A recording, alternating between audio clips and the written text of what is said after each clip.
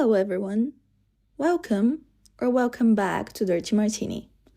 I hope you guys are doing well and having an awesome day. I am fully failing one of my classes, but let's not think about this right now. Also, I'm getting sick, and I long for the day when I'm not sick on my birthday, but that's not this year. So, I want to apologize in advance if my voice gives up on me at any point. I am currently finishing tea number 3 of the day, about to pour myself a cup number 4.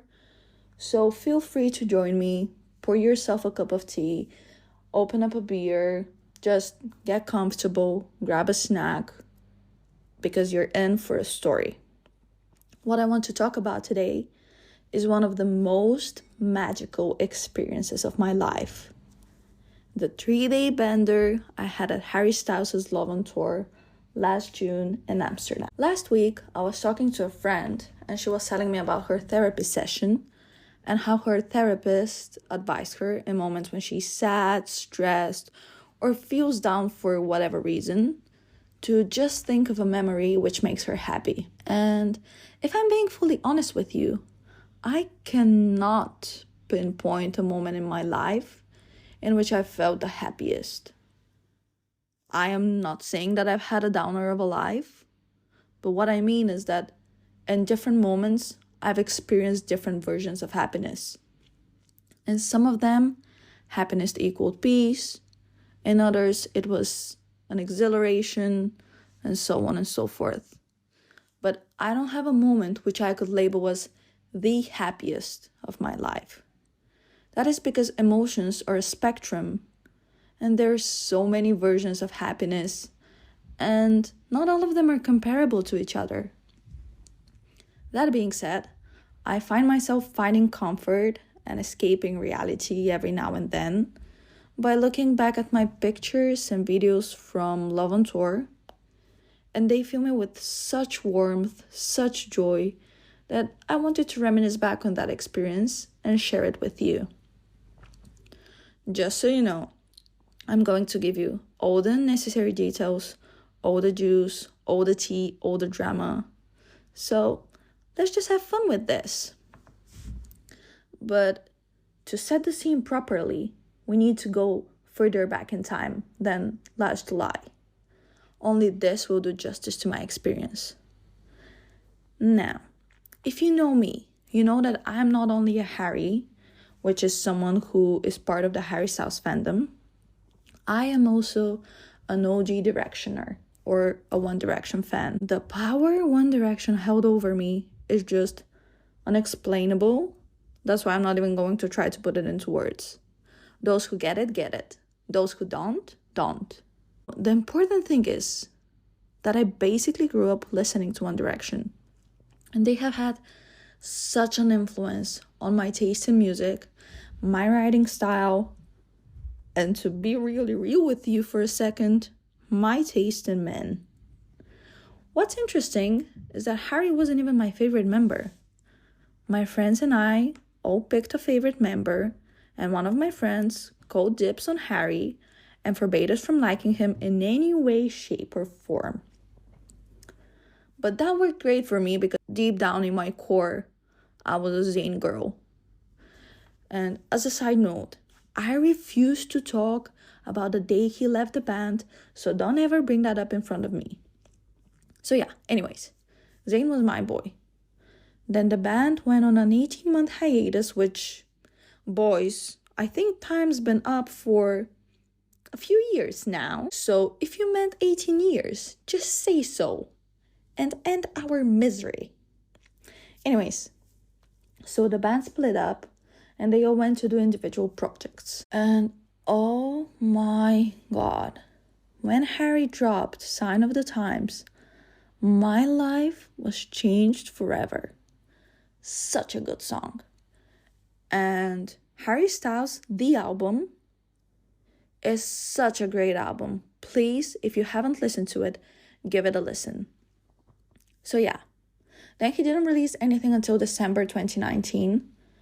And a few months later, a little thing called the COVID-19 pandemic happened, and life as we knew it stopped. I swear, all I did in lockdown was clothing workouts, because we've all been there, and I listened to Fine Line and One Direction music. I was obsessed. I really don't think you get it. I was obsessed. So I taught myself how to do embroidery because I couldn't afford to get myself merch. So I took one of my old white t-shirts, I cut it up, and I embroidered in rainbow colors Fine Line on it. And that was my first DIY merch piece. Fine Line put into words emotions which I felt, but I couldn't describe. It spoke to me. That album made me feel seen, heard. It made me feel important. To this day, 4.5 years later, oh my God, time is crazy. Time is an illusion. Anyways, to this day, it is my favorite album ever released because I think it really beautifully encapsulates a wide range of emotions. Just chef's kiss. Then in 2022, he dropped Harry's House. And let me tell you, when he first posted the announcement, I gotta admit, I thought he was releasing a furniture line that I'd for sure not be able to afford. But boy was I wrong, and boy was I happy that I was wrong. So yeah, Harry's House comes out. And let me tell you, lives were changed that day. At the time, I was already living in the Netherlands, and Harry was touring Fine Line, but I couldn't afford to get any tickets. So he then goes on tour in Asia and North America, and then decides to drop new European dates because that man is crazy and toured for ages. And the second he released the dates, I made it my life's mission to get to a concert and hear him live. At that time, I had a job and I started saving up money, which I ended up spending on a mattress, which is a story for another time. So yeah, I spent all my money on the cheapest mattress in IKEA, and I felt like my opportunity of seeing Harry live was slipping away. So naturally, I picked up more shifts and started overworking myself to get myself the tickets. And lo and behold, in December, a friend of mine and I got tickets to see him the following June. That was also the first time I was screwed over by Ticketmaster, so thank God my friend could get them.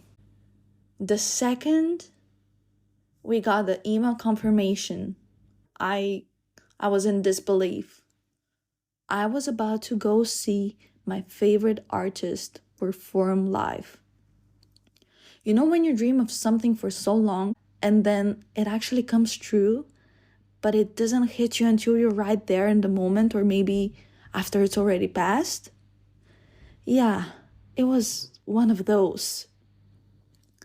So I was so excited and decided to make myself a Harry Styles inspired outfit, because I thought, if I'm going to go to Love on Tour, I'm going to do it right.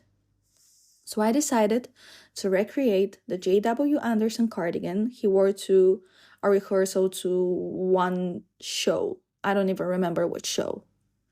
Now, if you don't know what I'm talking about, that is a hand-knit chunky cardigan, which is made out of red, green, yellow, orange, and red-black squares, which you sew together, and you add a red collar and a blue button line. I know it probably doesn't make any sense when I describe it like this, so maybe it's just easier to look it up. And if you did look it up, you can see that it's quite a clothing piece.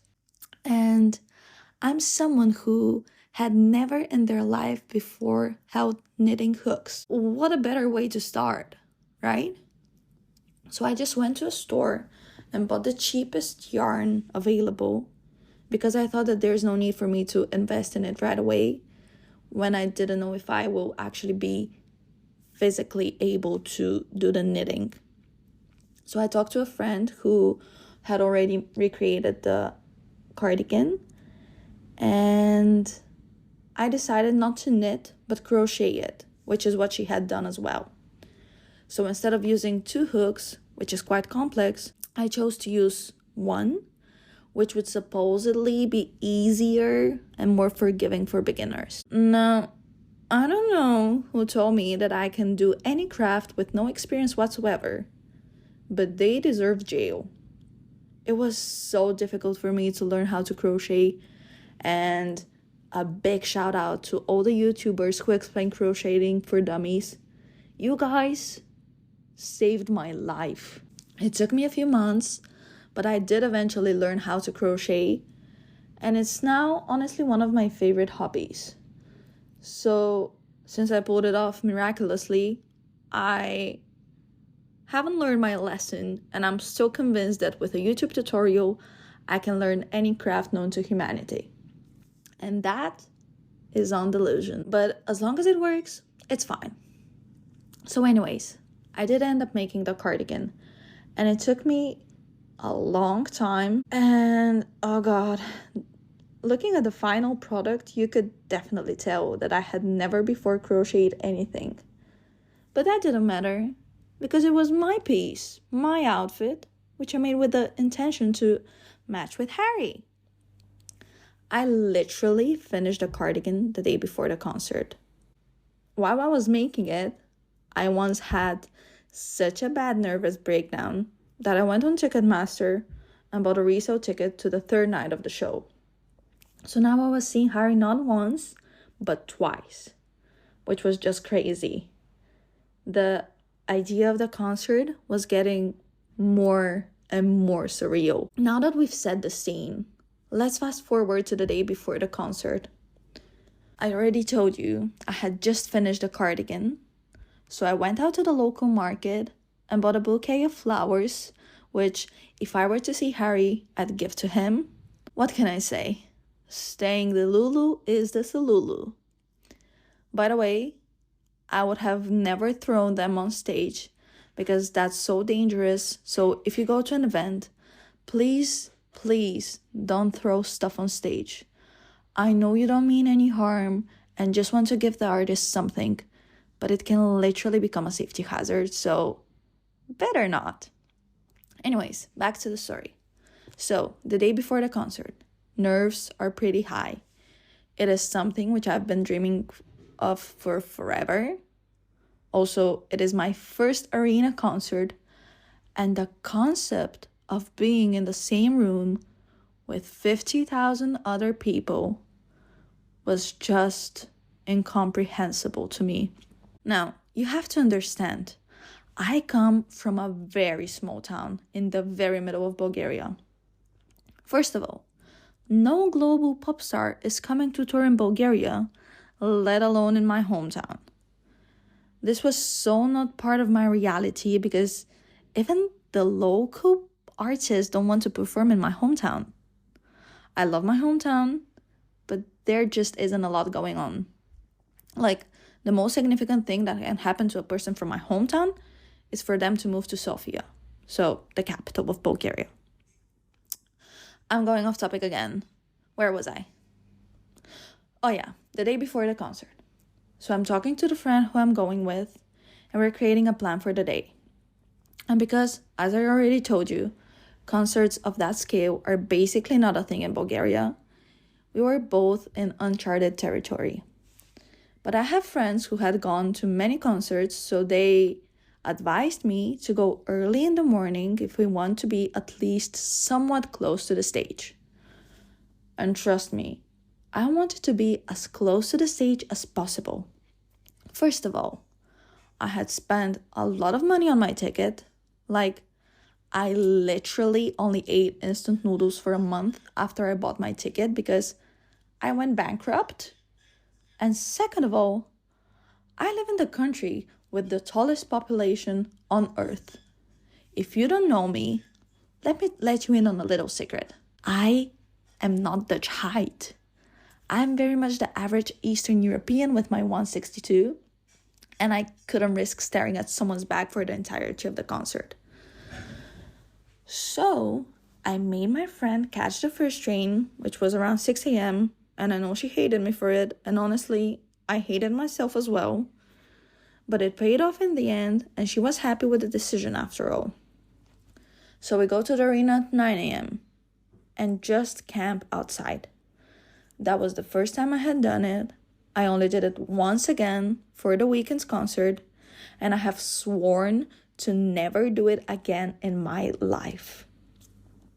I'm sorry, Harry. I love you, but I cannot go through this again. The queuing was terrible. There were so many people, and the sun, which is something we barely see off in the Netherlands, like ever, decided that day it will shine bright like a diamond. Let me just remind you that I'm wearing a crocheted cardigan, which is absolutely the last thing you want to wear in such weather. I will spare you the details, but let's just say that there was sickness out of dehydration, there was sunburn, and there was dizziness. Oh, and my flowers that I bought fully died. At least I had plenty of time, 8 hours to be precise, to make my posters. I made a few just on the same piece of paper, and the one I was most proud of was the one which said, "I cleaned toilets to be here."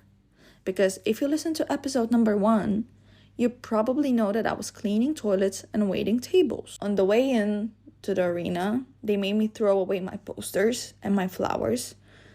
And I felt so sad because all of my effort was in vain, but this sadness passed quickly because I just wanted to get inside where there would be some shade.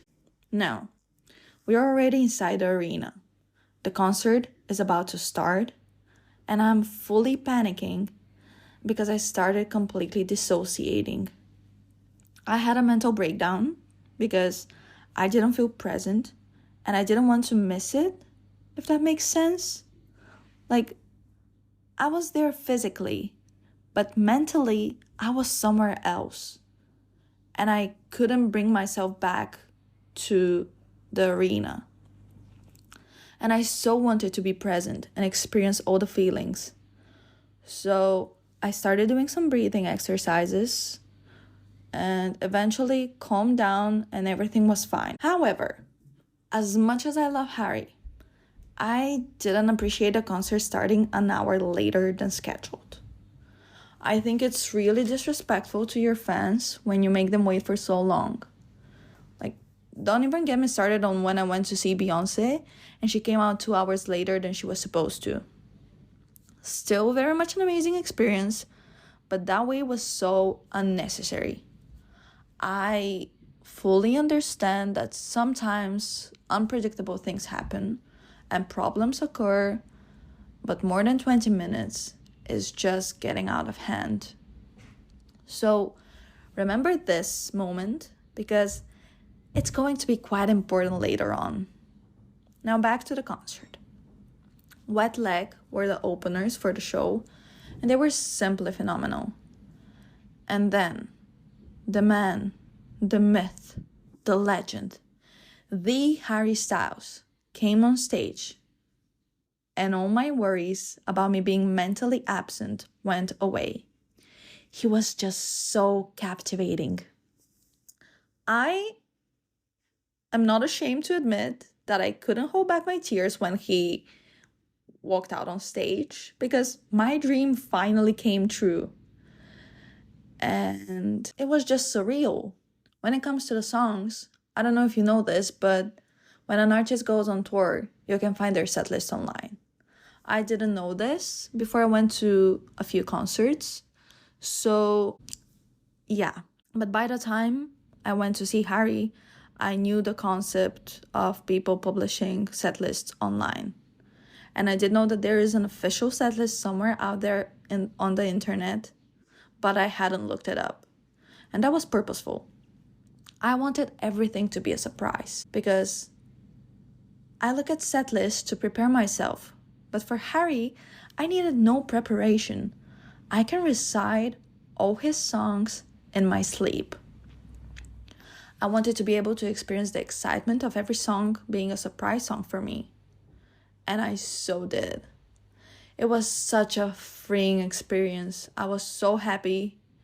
And then, oh God, then, I don't know why, he decided to be so evil, but Girly Pop decided to sing Fine Line, literally one of the most emotionally twisting songs ever known to humanity, after Watermelon Sugar, one of the most mainstream pop songs ever known to humanity. That caught me so off guard, and I just started sobbing. That song, Fine Line, means so much to me, and I just remembered every single time I would listen to it while driving. And now hearing it live was just a full circle moment for me, and I couldn't hold myself back. I cried and I cried and I cried. I know I talk a lot about crying on this podcast, but I promise you I hadn't cried for probably 1 year before that concert. It was just so touching. I just had an out-of-body experience. And when the song ended, 3 people who I had never met before just came and hugged me and asked me if I was okay and just held me for a few minutes. I don't know who you are, but thank you. That was such a beautiful moment, and I felt like I wasn't alone, which is exactly what I need. Now, to make things even more emotionally confusing, Harry decided to play Medicine. If you don't know, Medicine is an unreleased song by Harry, and you have to be one of God's favorites to get the chance to hear it live. And I did. So, honestly, circling back to the beginning of this episode, maybe that is one of my happiest moments. The concert ended after one more song. And do you remember? I told you it started an hour later than initially scheduled. Also, do you remember I took a 3-hour train ride to Amsterdam because I don't actually live there? Yeah. So here's where it gets interesting. 50,000 people leave the arena, together with 6,000 from the neighboring venue where there was another concert. And all of us head to the train station. I just want you to imagine my frustration when I found out that there was some technical mistake in the train system and all trains going to and departing from Amsterdam were cancelled until further notice. Immediately, I go to check for buses, but they all get booked within seconds, as you can imagine. There was no way for me to go back home. So we started queuing for public transport to at least get out of this area of the city. But remember, there were 57,000 of us. We waited for hours and hours and hours. Another friend who was at the Harry concert joined me and my friend, and we waited together. Then the friend I originally went to the concert with decided to get a taxi, which would get her home because compared to me, she only lives an hour away from Amsterdam. I don't even know how much that taxi ride cost her. So I was left with my other friend who lives in the same city as me to wait for some means of transportation which would get us out of Amsterdam. There was no improvement for hours, so we went back to the concert venue, which now they had turned into an emergency shelter. But they didn't let us in the concert hall itself, only in the hall in front of it.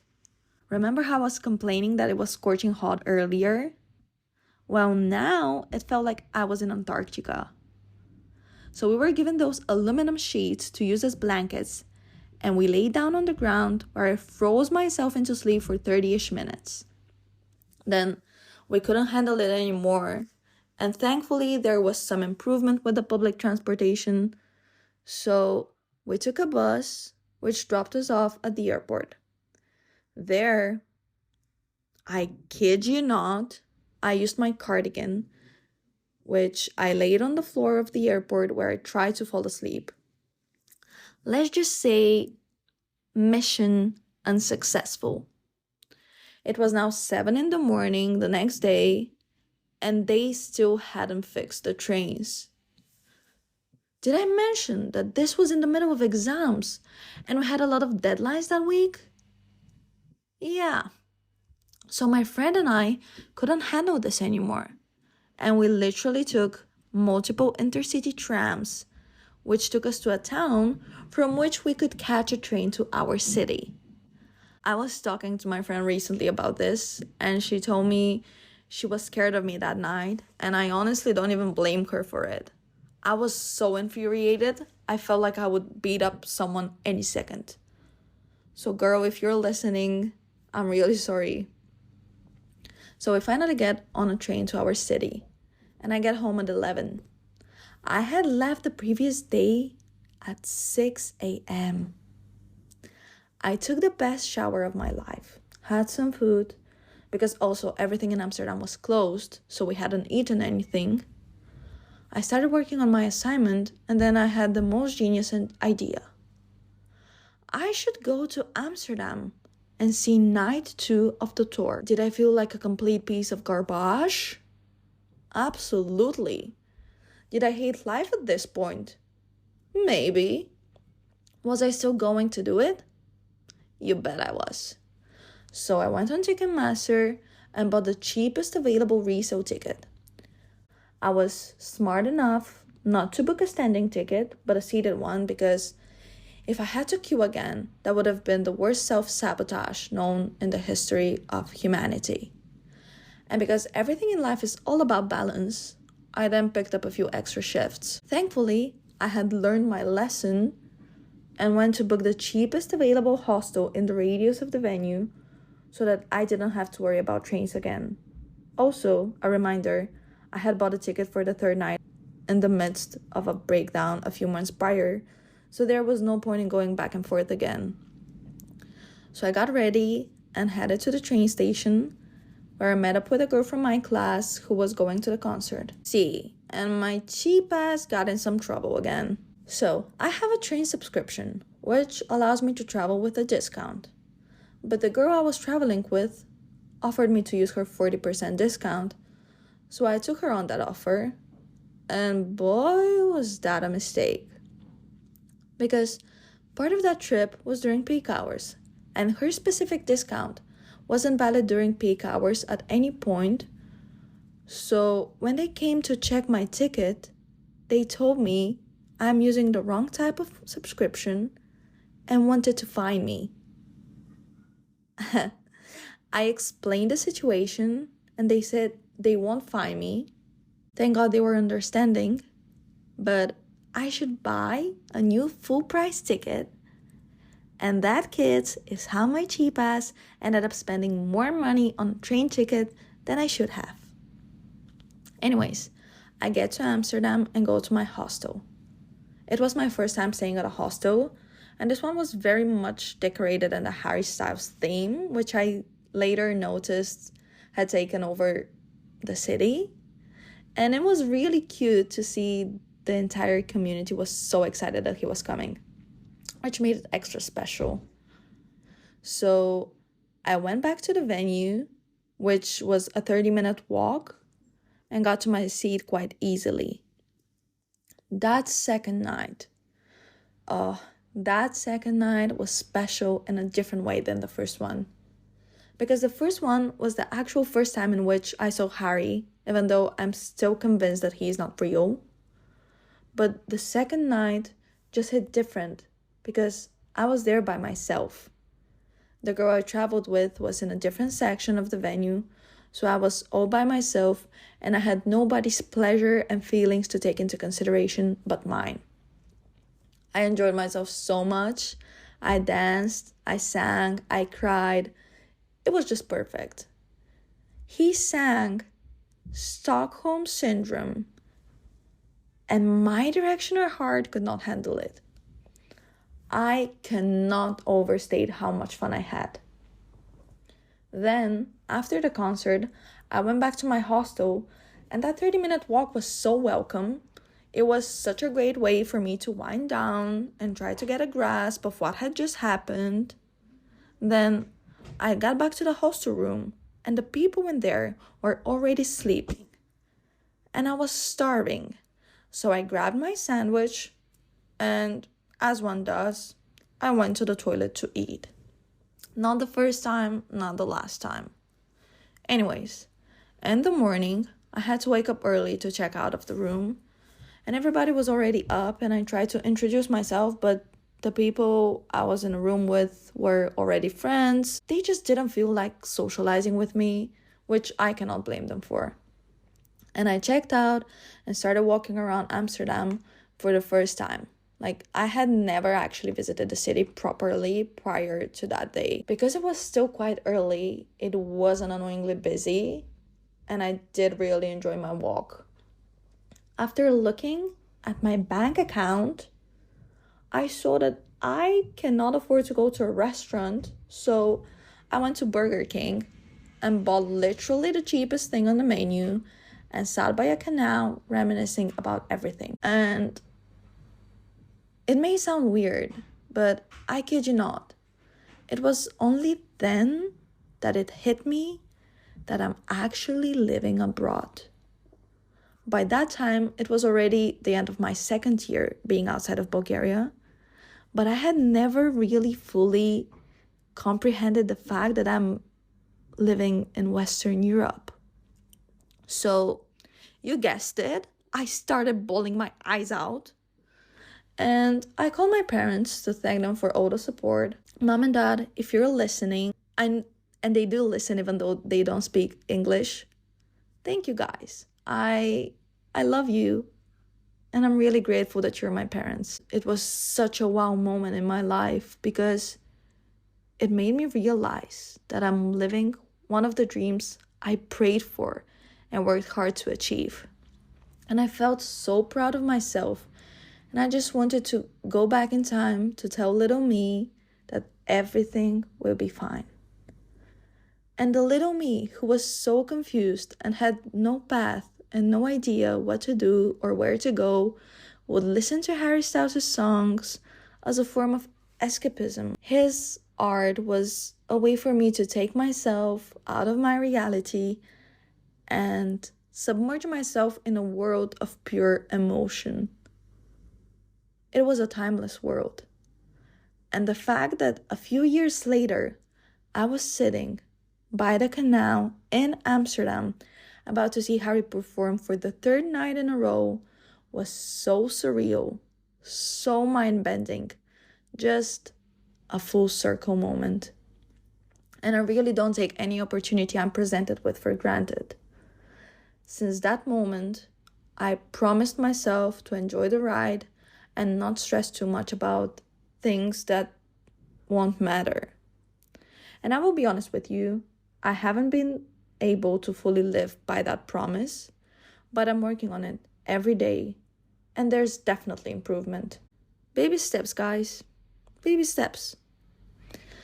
So after that moment of realization, I continued my walk and then went straight to the venue where I met the two friends who were coming with me that night.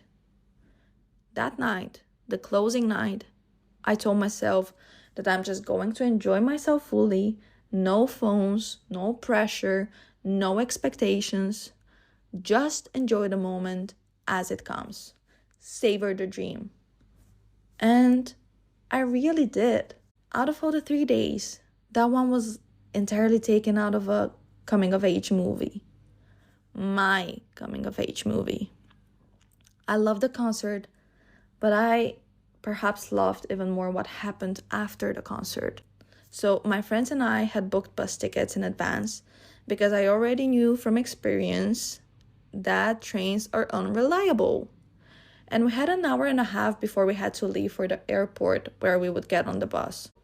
We stood outside the arena with other fans and sang all One Direction songs. It straight up felt like a scene out of a movie. It was one of those you're only in your 20s once. you only live once type of moments. And we danced and we screamed and we were just together with strangers, bonded by that moment. And there and then, that was all that we cared about. It was all that mattered. Those people I will probably never meet again, and even if I do, I won't be able to recognize them.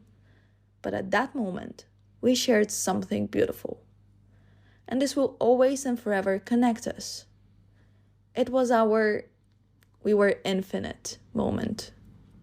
Then we ran to catch a tram that would take us to the airport, and it was full with Harry, so we just sang some more and talked with people who worked the venue. I felt so alive, so energized. It may sound stupid, but I felt indestructible. I was whole. I was free. And then, because life is all about balance, we, or at least I, had the worst bus experience of my life. That ride was 4 hours roughly, and let's just say that I felt every single second of it. Now, I'm not going to say the name of the bus company, because what if someone from the company actually ends up listening and wants to sue me? But let's just call it cheap bus.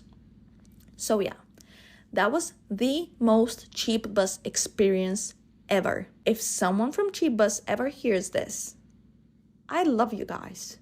You've saved me so many times, and I'm forever grateful that you keep traveling affordable. But that thing was just unbearable.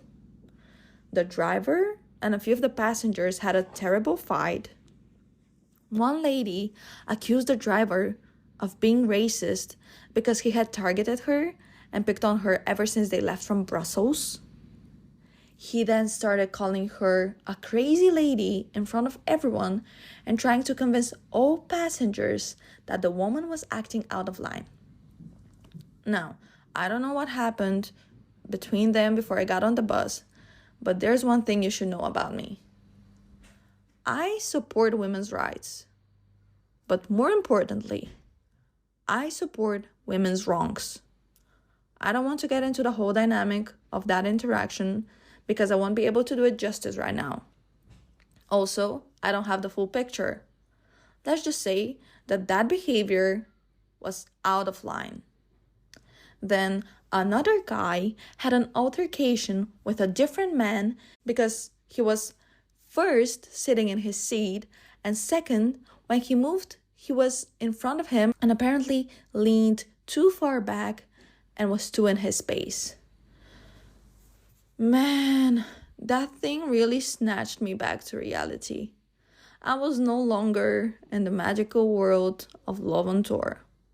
I was in the Battle of Sparta that cheap bus sometimes gives you a front row for $8.99. And the cherry on top was the fact that the man I was sitting next to snored my ear off. Snoring is one of, if not my biggest pet peeves. I had earplugs in and headphones on, and I could still hear him. He was like a drill in my brain, and I naturally couldn't fall asleep. And as you can imagine, after those 3 days, I was exhausted. Oh my God. To say that I wanted to push him would be an understatement. I don't condone physical altercations, and violence is never the answer. But in that moment, oh God, in that moment, I was about to throw all my moral values away. My friends, who were a few rows back, kept on texting me and basically mocking me because they knew how much it annoyed me. Then someone decided to eat the smelliest, nastiest, loudest, most vile food known to humanity that I couldn't even recognize what it was. Okay, you get the idea. I don't want to focus anymore on this because it's triggering me so much. Yeah, anyways, So we arrived in the middle of the night in our city, and I had to walk 15 minutes, 50, to my place because there was no public transportation to get me home. For those 50 minutes, I still couldn't shake the experience I had during that bus ride. Whatever. So I get back home, take the best shower of my life, even better than the one from day one, go to bed, and wake up, non-surprisingly, sick. All the adrenaline, all the screaming, all the emotion, sleeping on the floor, barely getting any proper rest, as you can imagine, added up. I will insert now a clip I recorded to send to my friends to show them what I sounded like. I'm filming this to tell you that I'm sick and I lost my voice, but it was all worth it. As you can see, that was quite the voice, but it really was so worth it. Despite everything, I wouldn't trade that experience for anything in the world. I created my own Harry festival and had so much fun and don't regret it one bit. I wouldn't even take the bad moments back. They kept me in check, kept me grounded, and honestly, added a bit of spice to my story. As you can imagine, after these 3 days, I basically lived at work to be able to make up for it financially. My colleagues got so fed up with my presence there, and every day they would be like, "You again?" And yes, it was me again, because that wasn't the end of my concert experiences. I ended up seeing The Weeknd and Beyoncé that month again. A thing people kept asking me is, isn't it just the same thing the 3 nights? And the answer is no. I won't justify why I went the 3 nights. The girls that get it, get it. Also, I faced quite a lot of judgment from this one person because she thought me going 3 nights was excessive because I am taking away the experience from someone who deserves to go more. Girl, I'm sorry, but this manipulative narrative that someone deserves to go more than others to a concert doesn't work on me. First of all, I bought 2 of my tickets on resale. So I basically helped someone who ended up not being able to go and didn't let the ticket and their money go to waste. Second of all, what makes someone more deserving to go to a concert than someone else? I don't care if you're a diehard fan and if the person next to you has never even heard of the artist. Concert going is fun and recharging. And just because someone is more into the music than me doesn't mean that I should sit this one out just so they can go. No, baby. Sometimes you gotta be egoistic. I damn well know no stranger would be sacrificing their pleasure for me. So let me do what I want to do. Me going 3 nights doesn't make me a bad person. I didn't kill anyone. So stop trying to guilt trip me and take away from my happiness. Anyways, I'm getting riled up for no reason. And guys, I think that's it. That was my Harry Styles Love on Tour experience.